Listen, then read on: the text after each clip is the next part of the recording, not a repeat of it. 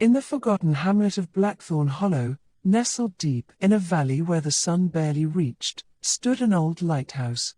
It was a peculiar sight, miles from any sea, its beacon long extinguished. Locals whispered it was built to guide lost souls, not ships, and that its keeper, Elias Van, had never truly left.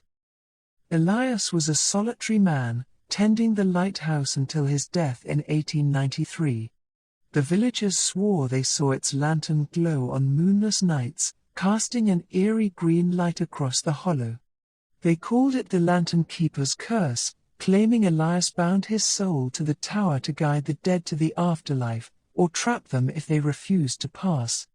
Clara Wren, a skeptical journalist from the city, arrived in Blackthorn Hollow in the autumn of 2024 to debunk the tale for her column. Armed with a flashlight and a recorder, she ignored the villagers' warnings and climbed the lighthouse's spiral stairs under a starless sky.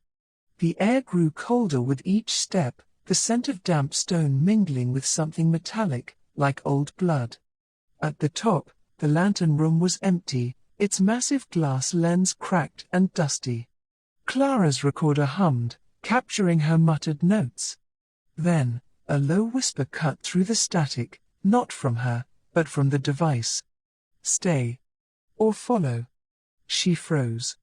The recorder looped the words, unprompted, growing louder. Her flashlight flickered, then died. A faint green glow bloomed behind the lens.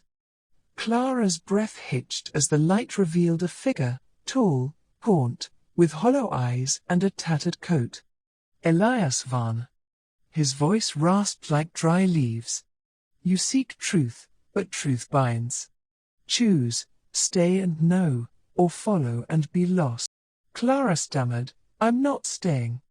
The glow pulsed, and the air tightened, as if the tower itself exhaled. Shadows writhed on the walls, faces, hands, mouths open in silent screams.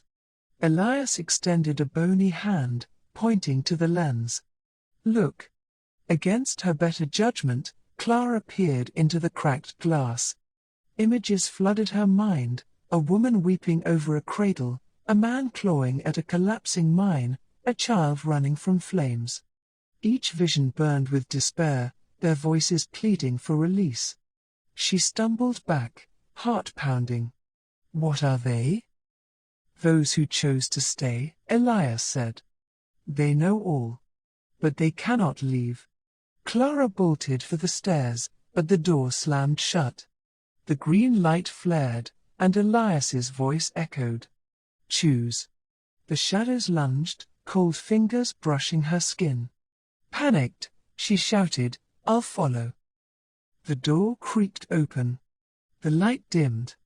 Clara ran, her footsteps echoing as the tower groaned behind her. She didn't stop until she reached the village, collapsing in the tavern. Her recorder was gone, left in the lantern room. When she returned with the sheriff at dawn, the lighthouse was silent, the lens shattered completely, as if it had never glowed. Clara left Blackthorn Hollow, but the story haunted her. She never wrote the article. Months later, sorting through her belongings, she found a single photograph from that night, taken on her phone before entering the lighthouse. In the background, faint but unmistakable, was a green glow, and the silhouette of a man, watching her from the tower. On moonless nights, villagers say the lighthouse still lights up, and those who venture too close hear whispers. Some claim Clara's voice is among them now, calling from the lantern room, forever bound to the truth she saw.